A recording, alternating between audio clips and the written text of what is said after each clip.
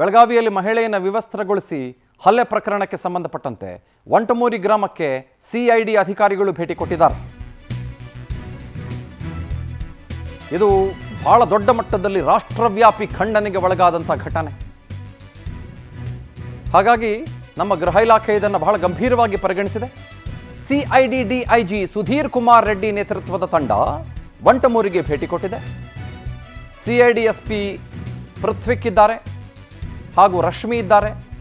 ಅವರೆಲ್ಲರೂ ಸೇರಿದಂತೆ 6 ಅಧಿಕಾರಿಗಳ ತಂಡ ಭೇಟಿ ಕೊಟ್ಟಿದೆ.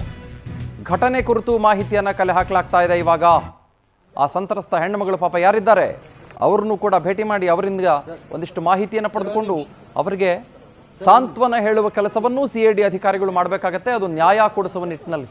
ಅಮ್ಮ, ನಾವಿದ್ದೇವೆ ನಿಮ್ಮೊಟ್ಟಿಗೆ, ನೀವು ಆಲೋಚನೆ ಮಾಡಬೇಡಿ ಅಮ್ಮ, ಆಲೋಚನೆ ಮಾಡಬೇಡಿ ತಾಯಿ ಅಂತ ಅವ್ರಿಗೆ ಹೇಳಬೇಕಾಗತ್ತೆ. ಅದು ನಿಜವಾದಂಥ ಕರ್ತವ್ಯ ಸಿಐಡಿ ಅಧಿಕಾರಿಗಳದ್ದು. ಅದರ ಜೊತೆಗೆ ನ್ಯಾಯ ಕೊಡಿಸೋದು. ಸರ್ ಒಂದು ನಿಮಿಷ ಸರ್ ಒಂದು ನಿಮಿಷ